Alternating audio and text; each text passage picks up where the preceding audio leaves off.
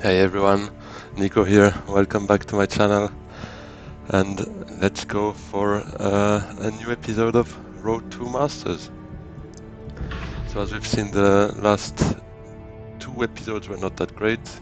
Kind of made some fumbling endgame, so we will definitely try to do better now. At least we're not player 4. I've seen that basically on our 14 first games, 40% of the time we were player 4, while technically, if it's random, we should be rather around 25%. So I know it's a very small sample, but still shows that we were maybe a bit unlucky with the, let's say, starts of the game. So let's see what we have here in the shadows. Truesayer, good cards that we would want, ideally. Especially in the shadows early, that's powerful. And here, nothing very interesting for us early. So let's see. Tessia for player 4, I think. We will go for Leto. Let's try to be competitive, and this is definitely, at least for me, one of my strong leaders, one that I know how to play, let's say. I mean, not that I've never played the other ones, but it's probably my favorite, so it's yeah, the one I feel more comfortable with. And right now we need to go back to the bases to try and get some momentum and climb up that ladder.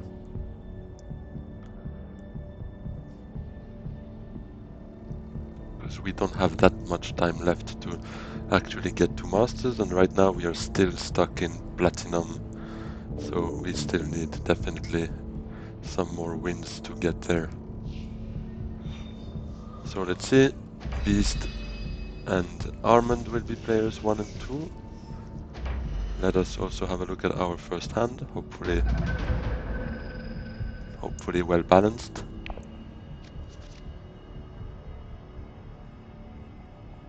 Yeah, having both faction accesses in one hand is not ideal, but we will have to make with it, especially with not being among the first two players, because I would expect full space to be taken, and then it does not lead that much for us.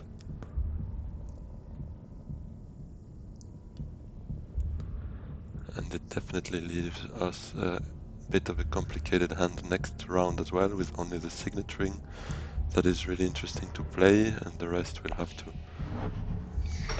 be used with a bit of imagination, let's say. So what is Armand doing? Full space.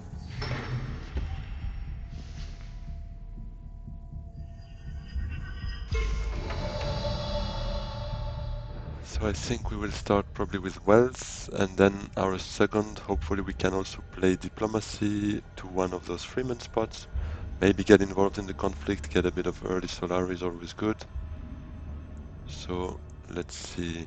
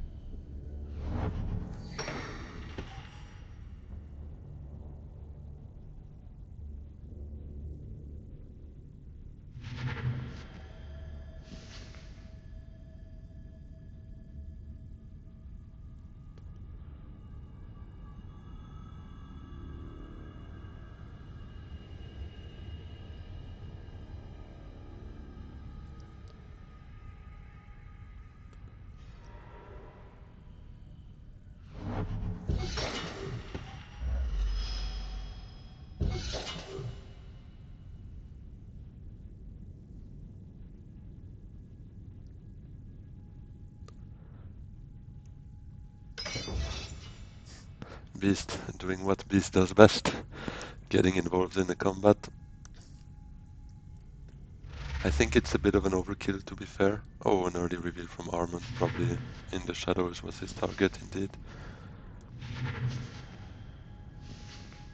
And Opulence, another Truesayer, which I think is or can benefit us typically. As I was saying, I think Beast makes a bit of an overkill there. It's not that important to win that conflict. I mean, for him, yeah, it can be a recall, another 5 Solari, so then he's 1 short from the Swordmaster. But yeah, I'm not convinced that it's worth 4 troops here, to be honest. If it was bringing him to 8 for an early Swordmaster round 2, guaranteed, that would make sense for sure. I wouldn't argue with that, but like that, I'm not fully convinced.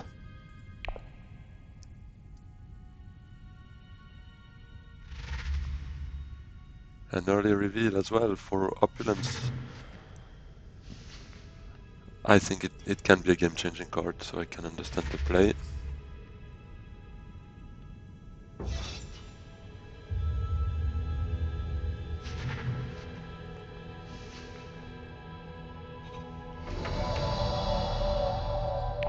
Our turn. So I like Guild Administrator. Maybe with an Arrakis Liaison makes us 2 cards, but Truesayer, the faction accesses here, a bit more versatile than just a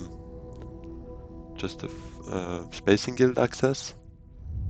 But I'm still hesitating, to be honest, because Truesayer means we only buy that, because I'm not really interested in Assassination Mission. Missionaria Protectiva.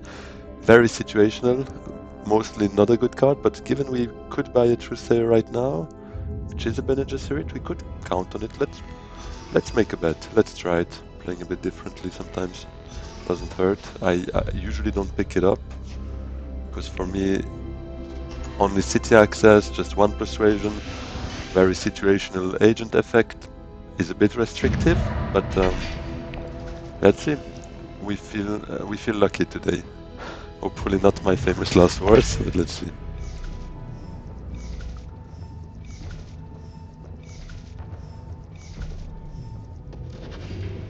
So we are 1 short of a Swordmaster.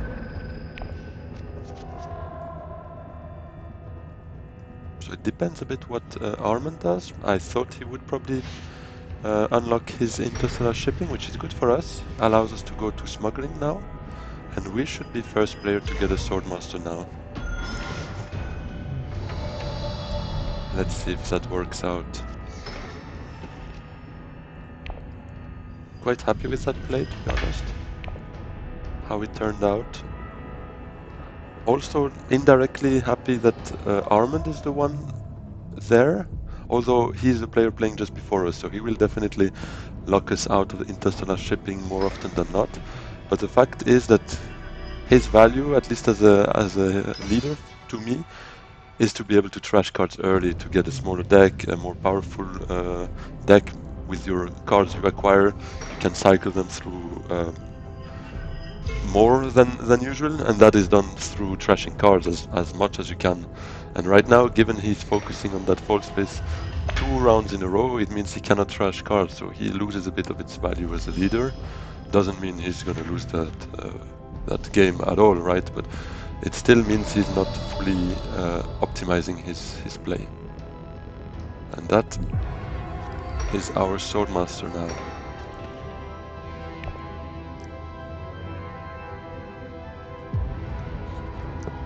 Quite happy to pick it up round 2. That's the best case scenario, basically.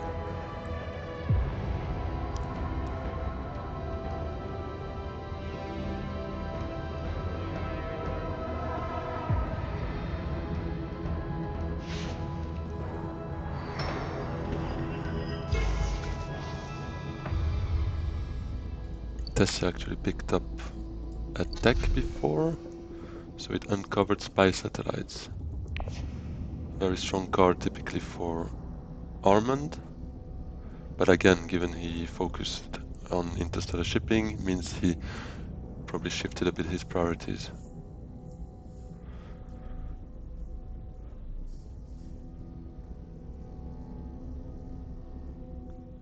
And it doesn't mean he won't be able to get that spy satellite, because it seems quite likely that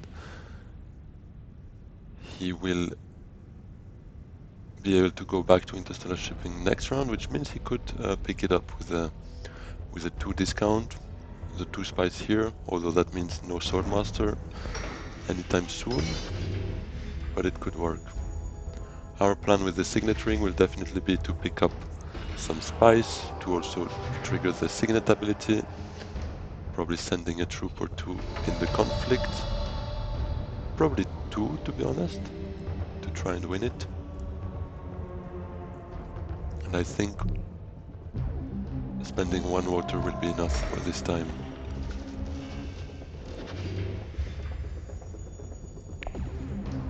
With the spacing guild, for sure.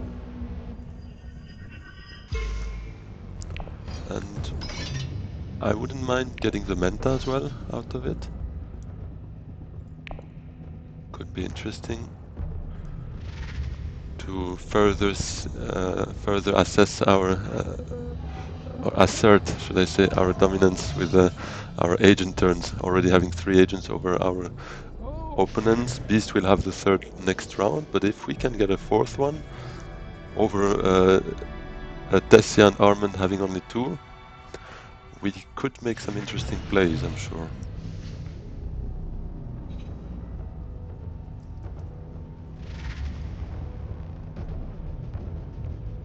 A Spice Hunter wouldn't be too bad for us, I think, with a bit of Fremen access. Given we only have 2 persuasion, obviously, otherwise Fedaykin or, I mean, ideally a power play, but that's far beyond our reach.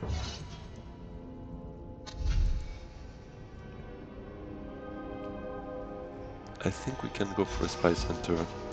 I'd like to... Oh, shifting allegiances, that is the one.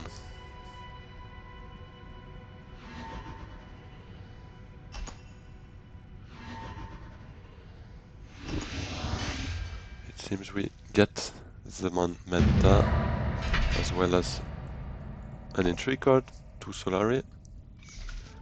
Maybe we could pick up Dreadnought with that 2 Solari.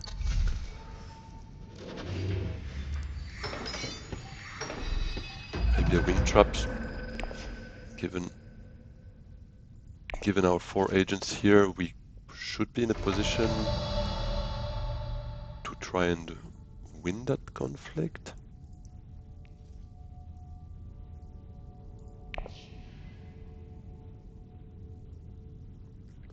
So I think a Dreadnought first thing could be interesting for us. Or if we want to prioritize maybe a bit of early persuasion, we could go with a Truesayer to wealth and then get a High Council. But to be fair, I like that conflict. I think we can try getting something out of it. Let's go with the Truesayer. Let's do it quick.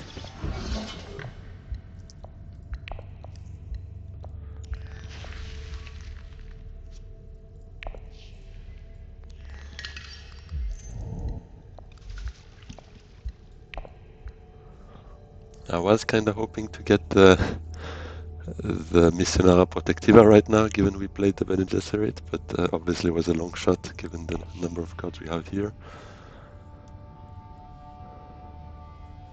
And now we also have 2 water to potentially pick up the Great Flat. Maybe it would have been better for me not to actually cycle or discard basically the Dune, and rather a dagger, but I kind of wanted to keep some firepower, let's say, some combat power, but it might not be the greatest call I've made. Maybe Reconnaissance to Arakin.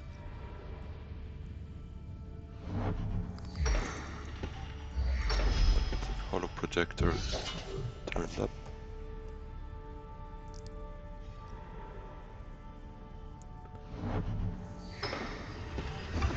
Yes, especially we have 3 agents left, so I think Arakin is a sound play right now to get maybe hopefully another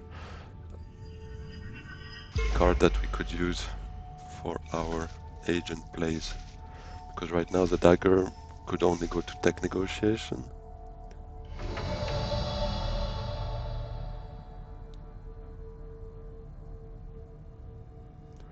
Although Yuna having 2 water, I'd really like that as well.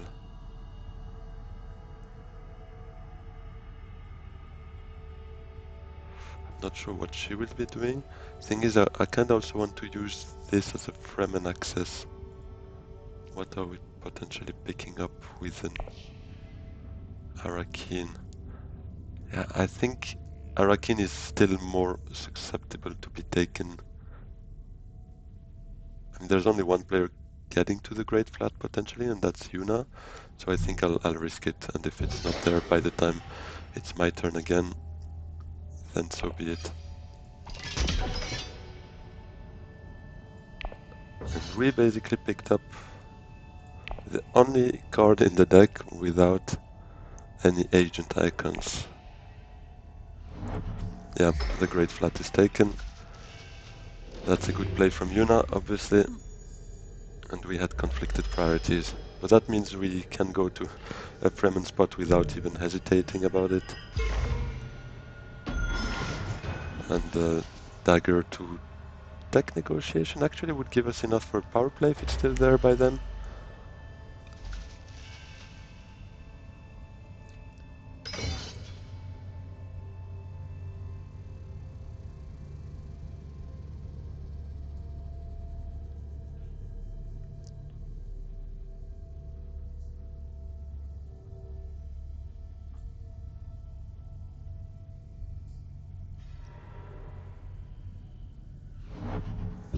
Card tag for Beast. Is he committing? Most likely yes. Beast likes getting involved in conflicts, doesn't he?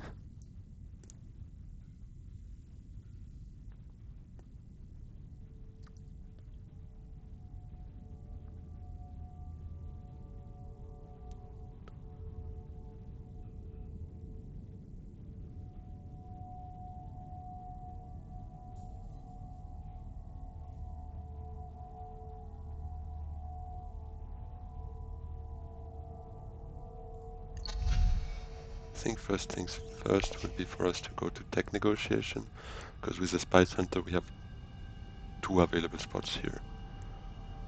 Unless something changes now. No, it seems Armand is lining up for a Swordmaster next round, which makes perfect sense. And that leaves us a bit more room here for a 4th agent afterwards.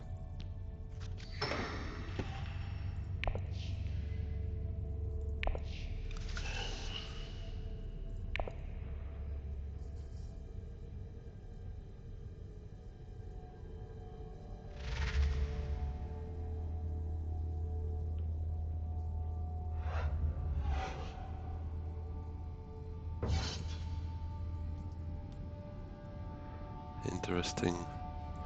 0 persuasion, but 2 daggers plus her tech, making it 4. So she's leading here, but we have potentially a way of getting back at her with the hardy warriors, or if that's taken by then, we could also just pick up some spice for a private army if we really want to win that conflict, and I do think we want, to be honest. Because that little bump would allow us to just get the influence here as well, because I'm not really planning on going there anytime soon, ideally. And it would also free up interstellar shipping, although I would expect Armand to go there more often than not. But it's still a nice option to have.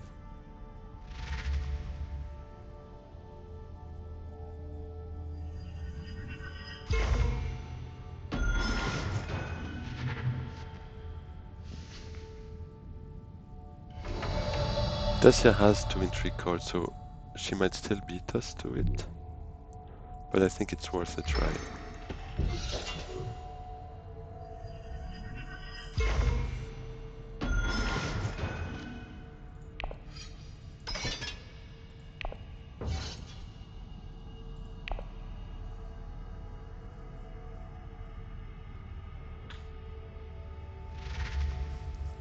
And it seems power play will be ours, which is very good news. Could also go for a shifting allegiances actually, but Actually, it would allow us to take a Arrakis liaison at the same time.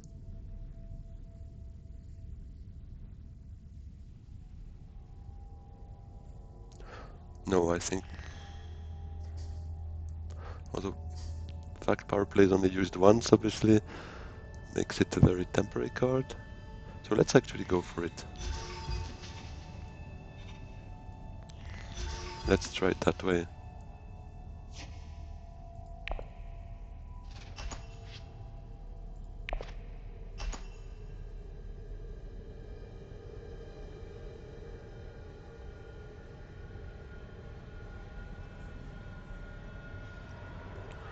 Tessia has an ambush, so that means indeed she will be winning that conflict. Given we don't have the 2 spies for this, it is a bit annoying, but there's nothing we can do about it.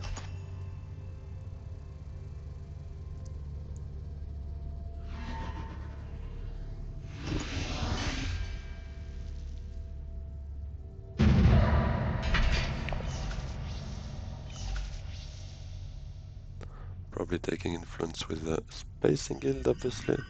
And she'll be first player right now, so she can make use of it directly. Which is probably also not too bad to prevent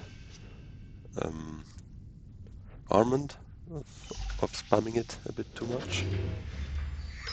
Strategic push, which I think is quite a good combo to have with another combat card, because that can give you... I mean, 2 daggers are not that much, but the extra reward is always something good to take. So here is Missionara Protective, and exactly why I'm not a big fan of picking it up, at least not too early, because our Bene Gesserit is lost in here.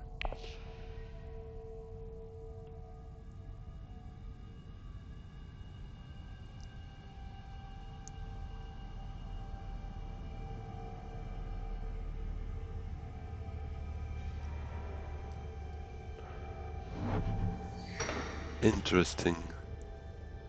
I don't understand why not going to interstellar shipping first.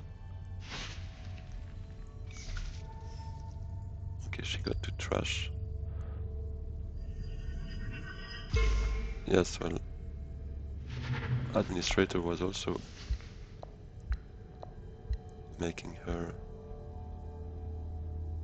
making her go to interstellar shipping if she wanted to, so not exactly sure what's behind that move. Agabassin was definitely something I was eyeing.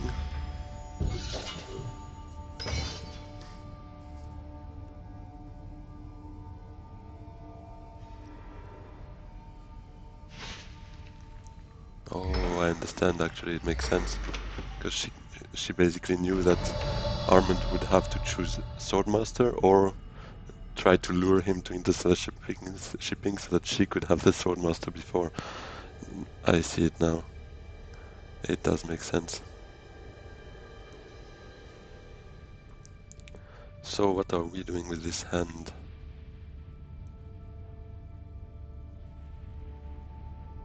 Maybe Dune to smuggling?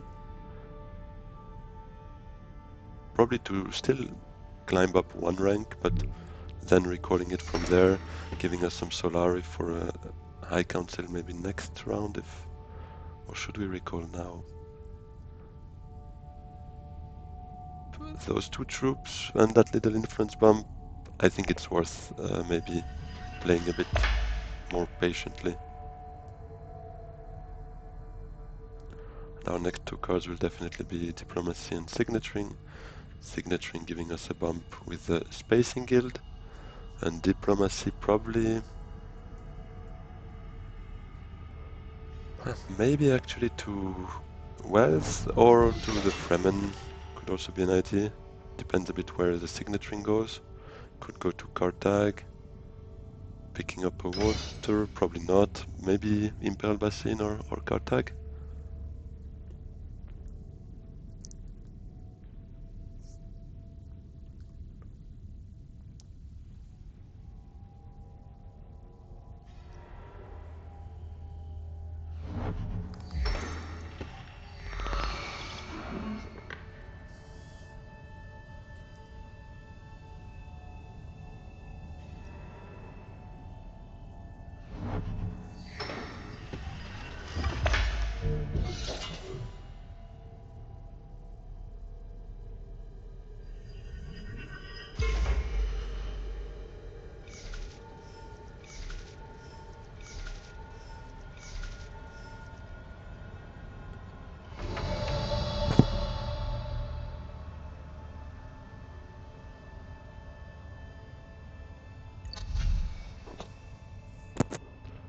Could actually go pick up a second dreadnought, but I think that can wait. No one else has one. Armand has a huge garrison, but I think yes, we can maybe go pick up a entry card for a start, or do we want spice rather?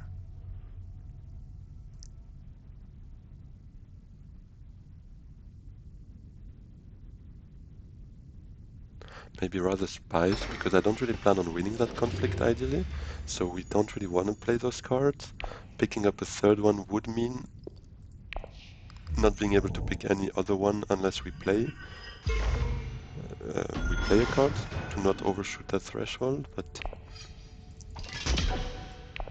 yeah, basically keeping that flexibility can make sense for a later round.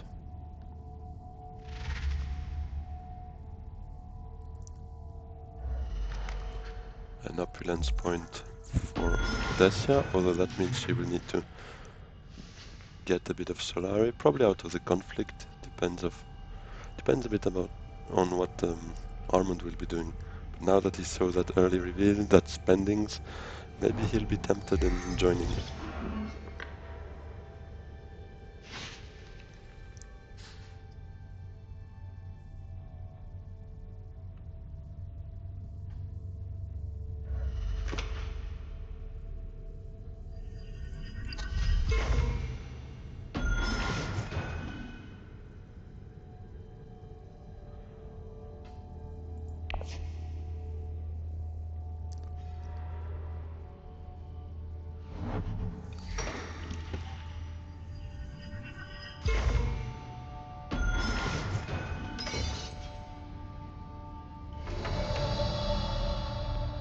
Armand joining.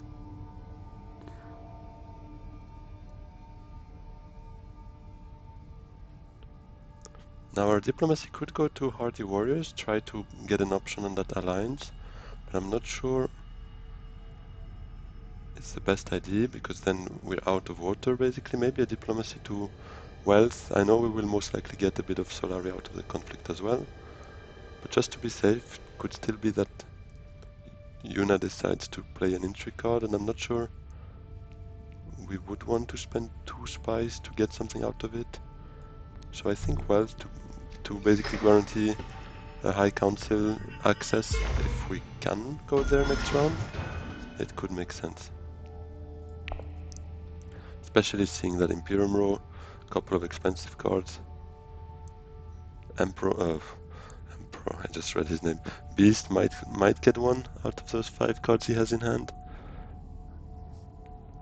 But still, that leaves another 3 or 4 that can be of interest to us, especially that Reverend Mother, if we can pile up a couple of Bene Gesserit, could have some nice synergies.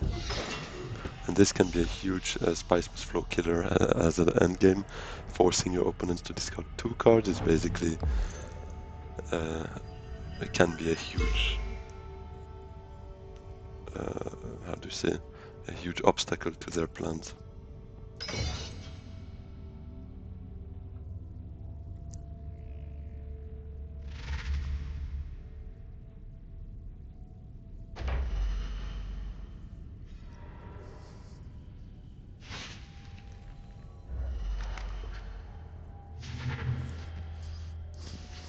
Power play gone. Maybe should have been playing it a bit differently just for our persuasion, because right now it's a blank reveal turn.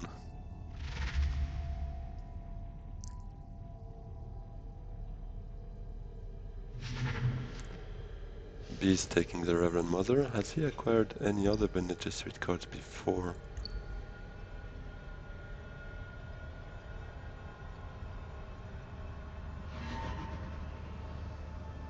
A Truesayer, and that's it. So it is quite restrictive, but I mean, even without that, it's a good reveal, a good faction access, so it's not a bad card to have regardless.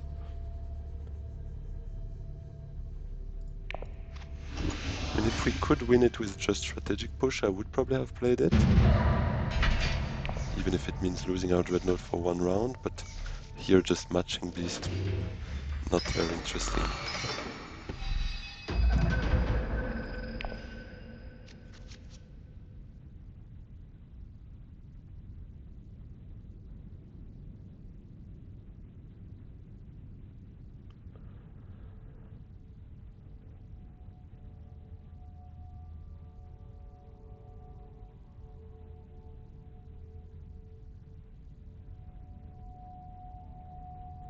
So shifting allegiances gives us some nice options. I was thinking we have basically 3 places where we could snatch an alliance directly. Do we want to take it away from Yuna? Who bought the power play? I think it was Armand, but I still kind of want to double check, yes. And nothing else has this kind of effect. Like no tree, no other power play.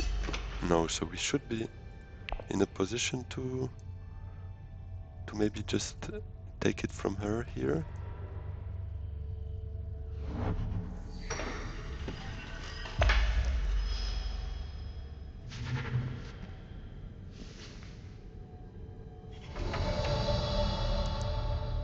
But is it the first thing we want to do? Probably not.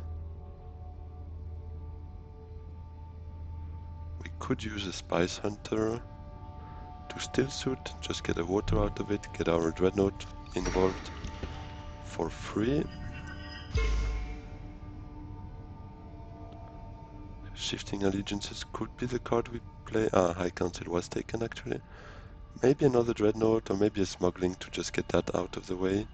Could actually get 2 alliances out of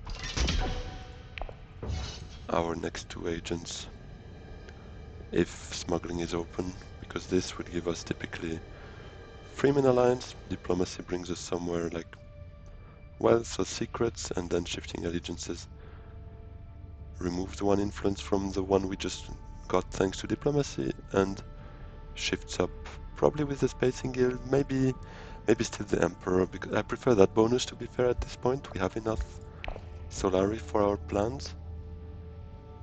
I mean, we have enough for a Dreadnought, a High Council, and even a Menta on the road. We will probably pick up another one with Smuggling. So, yeah, Tessia makes the decision for us. That's not the alliance we will be willing to take.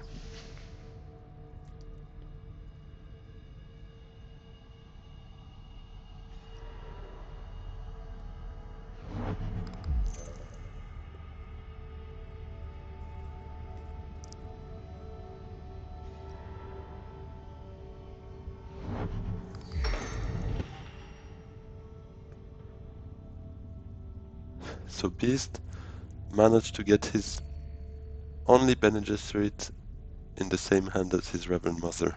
So the combo is already done right now thanks to this. Which is a bit lucky to be fair, but yeah, Truesayer has been used before.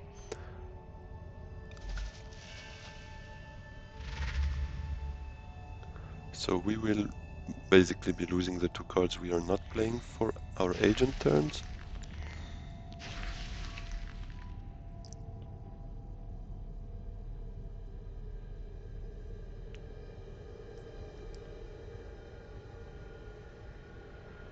And now our idea is probably diplomacy to secrets, and then shifting allegiances to remove that influence we just received and take it with the Emperor. And we are quite flexible with shifting allegiance. Well, secret seems to be taken, so that will not be the play. What we could do then is actually diplomacy to hardy warriors, get that water bonus, and then when playing shifting allegiances, hopefully to smuggling, we remove that alliance, gain 2 here to get that alliance with the Emperor, and use that little bonus to get back with the Freeman and get another water out of it. I think I like that plan. And it gives us also 2 troops that we most likely won't be involving right now. but it's always good to have a bit of garrison, especially seeing Armand still with his 7 troops there.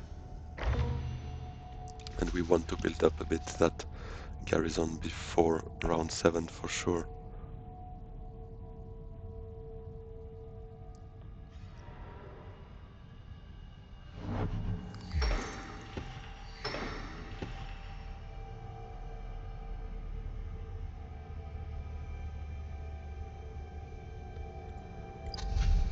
Still the same street tech since Tessia bought one round 1, I would say, so it's been a long time.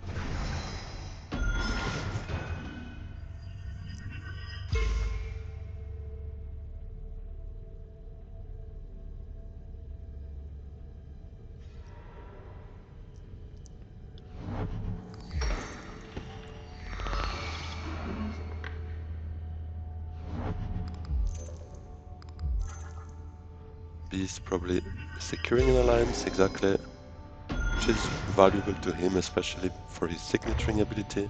Now being able to recruit 2 troops instead of 1 with the signet ring, so it is non-neglectable.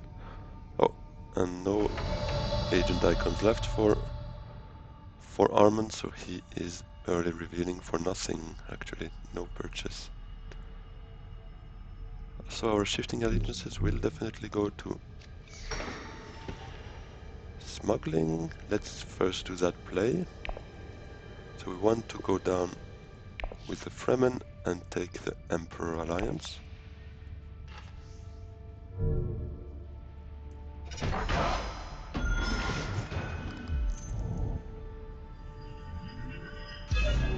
Pick up another 2 troops on top of the 2 troops we will anyways get from the shipping track, so we are building our garrison quite nicely there.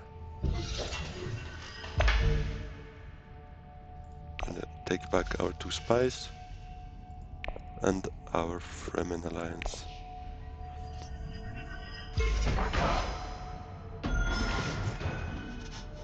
I think that's a very, very nice play. At least one that yields us another alliance, 4 troops in total here, and all of that for a net 0 cost in terms of spies. So it is valuable indeed, I think.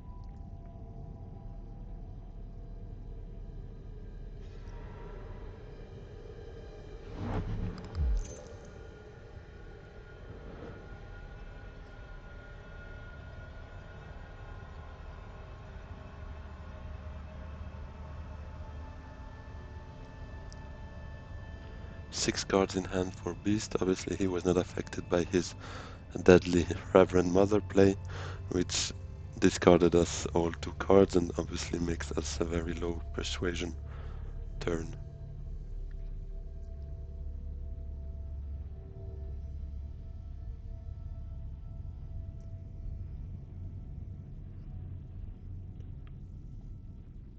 Why so slow though?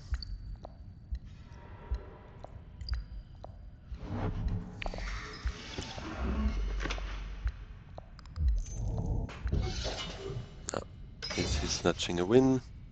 That's not too bad for us, to be honest, keeping our Dreadnought, although losing it for round 6 is not a big deal. But I don't mind getting maybe just 1 less spice, and no intrigue card out of it is fair for just a Dreadnought in there.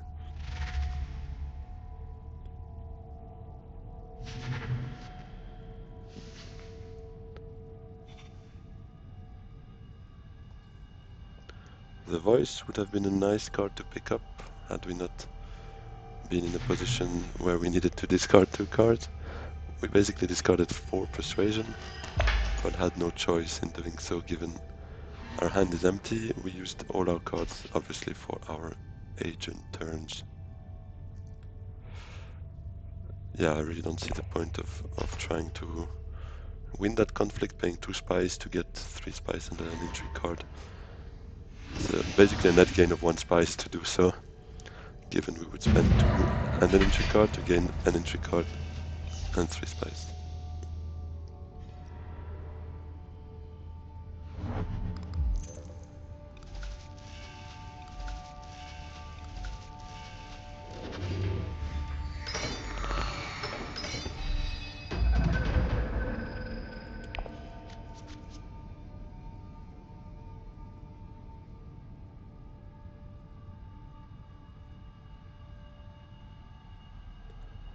A bit of a complicated hand. What do we have there?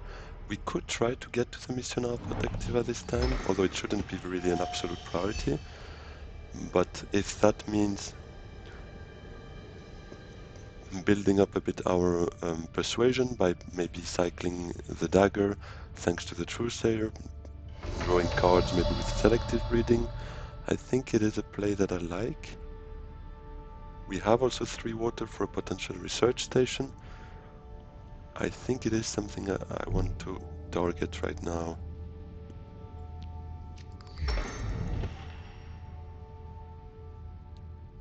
Trashing a card is also not too bad, and given we can discard a dagger, we can trash it directly. Well, getting a dagger for a dagger is a bit of a meme.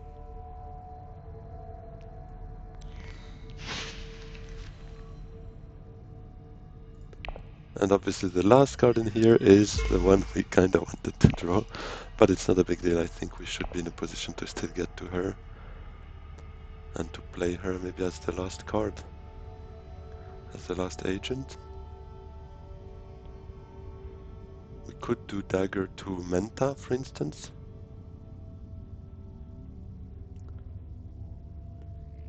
And I think we should be able to get to a Spice Must Flow this round, although our deck is quite low persuasion. But it is feasible. I mean, here we have quite some persuasion, so confident it should work.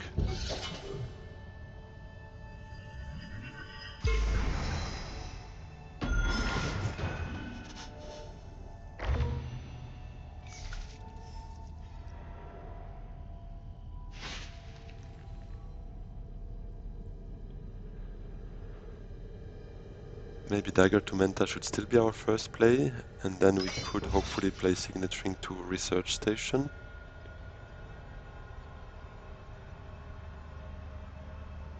Or Missionaire Protectiva to Research Station actually, and keep the Signaturing for the last agent, given it has a bit more flexibility. With it we could, Haga Basin or another city space or a Dreadnought. All of that could make sense. Oh, interesting. A play to just get another entry card on top thanks to that bonus, similar to what we've done before with our shitting allegiances.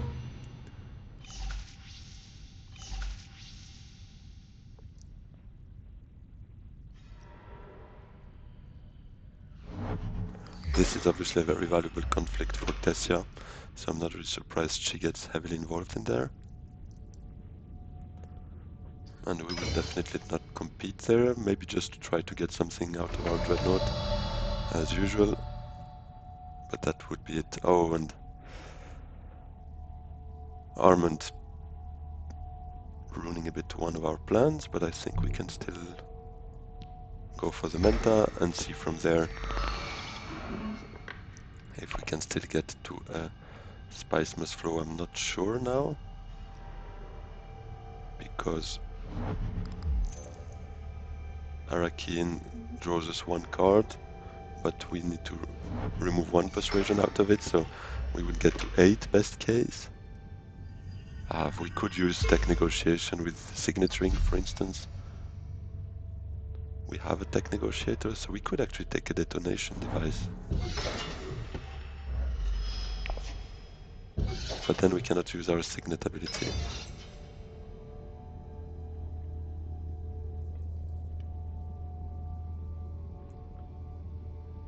But I'm not sure the signet ability brings much, given we would play Missionaria Protectiva before to get that point, and then we are not that hungry anymore in terms of influence, except to defend actually our alliances, which seems we need to do right now.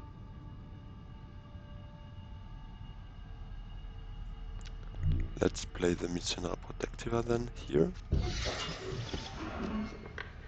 Another combat card. So we will definitely need to defend here. Oh, and everyone getting involved in that conflict is a bit of a dream for us, to be fair. Something I didn't really see coming. We will still put it in, just in case there's a staged incident or something. We can maybe still snatch a voter out of it, and anyways, doesn't cost us anything. Dreadnought will come back to our garrison, so it is a risk-free play. So the Spice Must Flow idea definitely was aborted, given Arakin was also taken research station as well, so there is not much we can do there. So our signet ring will maybe actually could go to interstellar shipping, although starting next round we obviously wouldn't see much value into going into those spaces, but getting a little bump, 2 troops, potentially a discount on a tech, maybe exactly a detonation devices, or just a spy satellites, which gives us a point by trashing it for 3 spies. So I don't really mind that. And it would also allow us potentially to just defend ourselves here. Oh, and that's a Spice Must Flow for Armand and competing for that alliance, so maybe he won't bother us too much with the Fremen. Oh, he actually already won it. Beast getting back to 2 victory points, which is a bit worrying to him, although he's 1 influence away from 3 points. So, I mean 1 influence on each of 3 factions for 4 points, so it's not as bad as it looks maybe. So I think I like the signaturing to interstellar shipping play. Could also just pick up a bit of extra spice, but that would still leave us 1 spice short of a Hayliner, for instance. So I'm not sure I really want that. Yeah, I think we will go for that.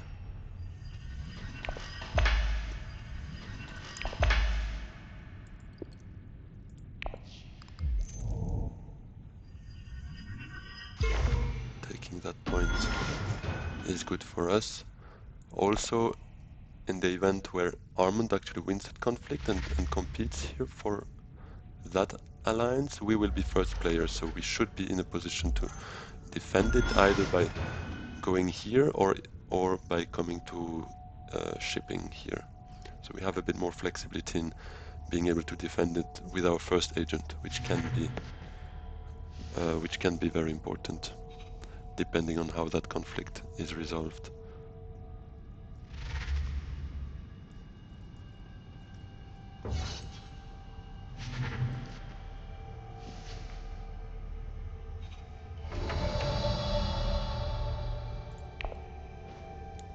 There's not much for us here.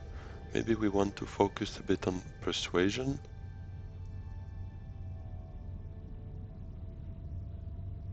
So it could be a local fence for us. The agent effect can also give some nice flexibility, just in case. And a liaison for some additional persuasion. I think that makes sense at this stage.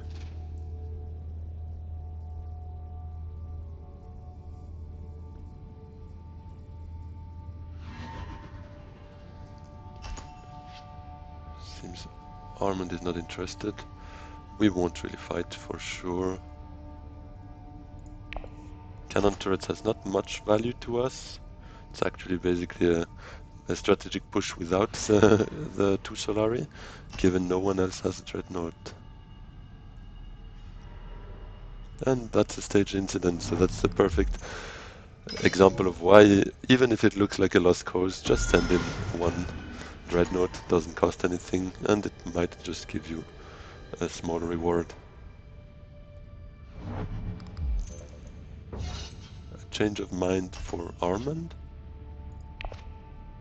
just to tie up Desya, which I don't mind. That gets their combat cards out of the way. So next round we probably have a bit of a better chance of competing for it. We would need 1 spice though for that, but we can gather it as well from the shipping track. So I think, although usually it's not really recommended to work too much on that track in the later stages of the game, especially starting from round 7, exactly what we plan on doing, I think this time it can have some value for us.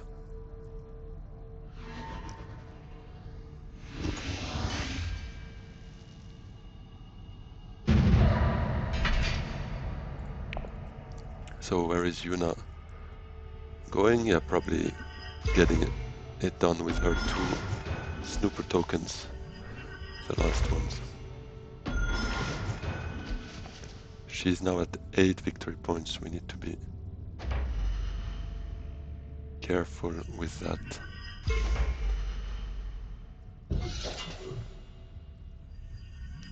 And she gets dangerously close here as well from our alliance. Did she pick up a power play? I don't think so, right? I'm sorry, my memory is not the best, so typically very happy to get a log here.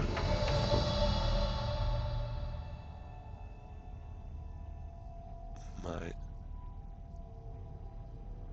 memory, okay. Opulence. So she has some access there, but I don't think it's the most dangerous. But yeah, I think I'll lock in the Fremen alliance with this play right now, and we will pick up a discounted deck.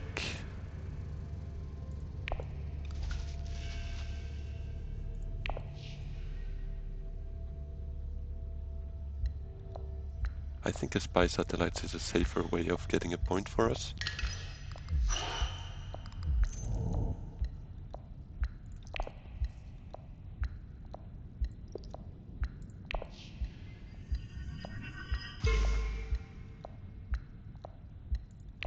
Also locking in rather Fremen because we have an access to Emperor in case we need to get there, although I would prefer not. I would definitely now prefer focusing on the combat. We don't have any triangle access, which I don't like. I would like to get a bit more spice out of here. So maybe Truesayer to Menta, cycling away a dagger, gets us 2 cards, if Menta is available by then.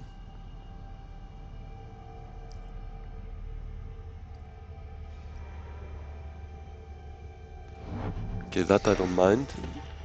Makes it a bit more complicated for Desya to go there. She could still go to Conspire, but it makes it a bit more like costly for her to challenge our alliance there.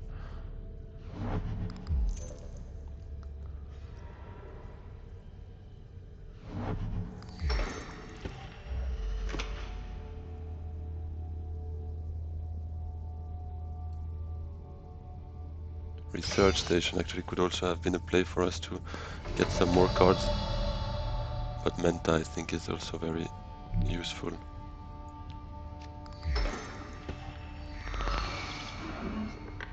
Let's first draw, because that might be one that we want to discard. It is not.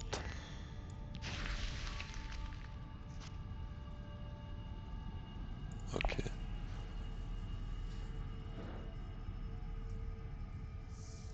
So a Hagabassin would be something we would really appreciate. And a reconnaissance to maybe Carthage as a last agent, or to Siege Tab wherever it's empty. Could make sense for us. Not sure we can win that conflict though, but at least Dessia, who is heavily leading it right now, does not seem like she can get any other point out of it. But she could still, I mean, get another point from somewhere else, like Spice Must Flow, obviously. Oh, well, it seems Spice Must Flow will be compromised for anyone trying. Because here comes Reverend Mother. Yes, let's keep those two.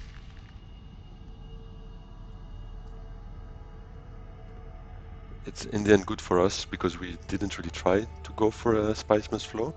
Typically, Armand might be a bit hurt by that, maybe Tessia as well. So it is good for us, I think.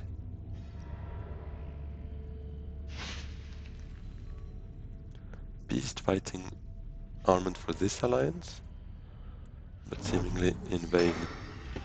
But it means Armand had to do a play to defend it right now, so again, not the worst outcome for us. Here for us it's definitely a Haga Basin, and sending out a few units to hopefully get second spot. Getting a point out of it would be great. And trashing this, we will probably do it by the end of this round to put everything on our side in case an endgame is triggered.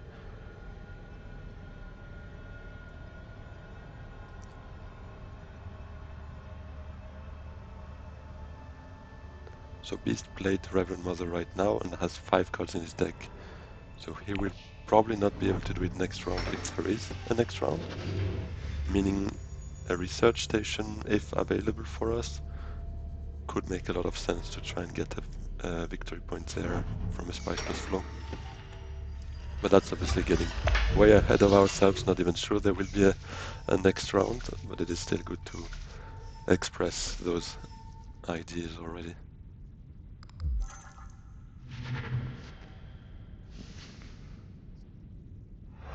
Beast probably chasing for a Spice Must Flow with a selective breeding, with a spaceport. Oh, a Memocortus. That is a dangerous thing for Yuna especially. Tessia, sorry, Tessia. Getting a bit mixed up. For us, we would be actually one influence away from getting something, given Memocorder gives you a bump. So maybe it could also be a play for next round. Let's see.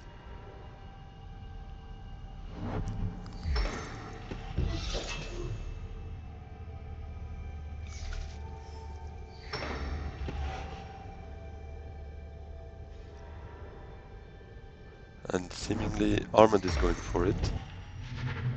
Which is not the worst for us, at least it's not Tessia. But he would be one away as well now.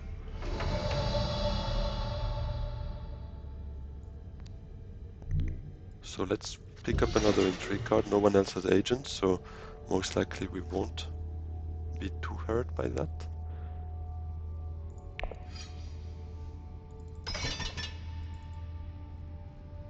And I mean, we can try. We can still try to win it. And that would mean another point for us thanks to the Solari. So we could trigger endgame ourselves actually, depending on what Tessia has as an intrigue card. She's at 18. We can get up to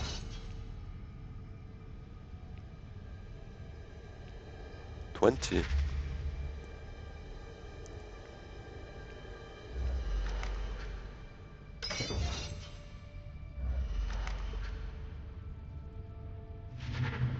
This point with the spice we'll most likely not have, because it's cheaper to get a point out of the deck. It's 3 spice, I believe.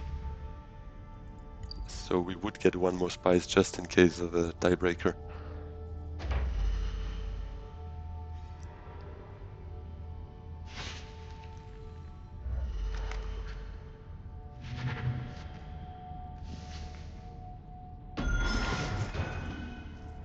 has 2 spice must flows, so let's just hope this is not a corner of the market, because that could give him 2 VPs. No one else has them. And the plans within plans would get 1 VP to Dessia.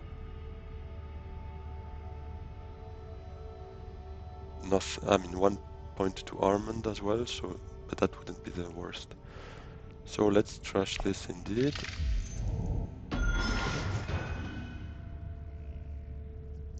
And reveal a grand total of 0 persuasion for a second round in this game.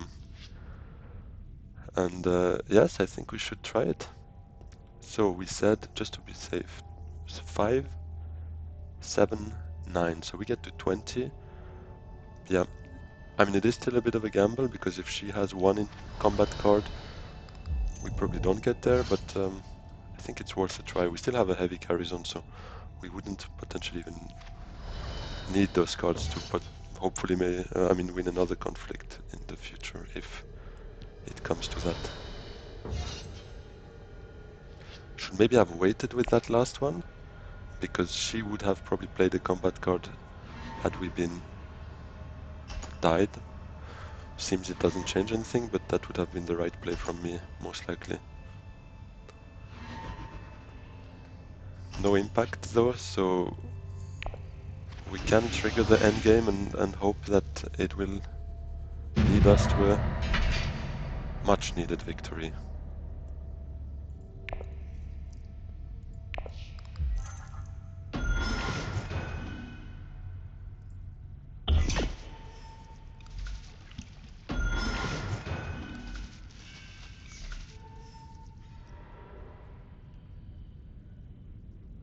Plans within plans was with Beast, which is perfect for us. And that's a win, finally, again back first. So let's just have a look at those little stars coming up here, much needed. We have now 3 stars in platinum, still 6 stars away from diamond, but we will slowly but surely get there. Thank you very much everyone for following my journey. Don't forget to like and subscribe, and see you very soon. Have a good one. Bye bye.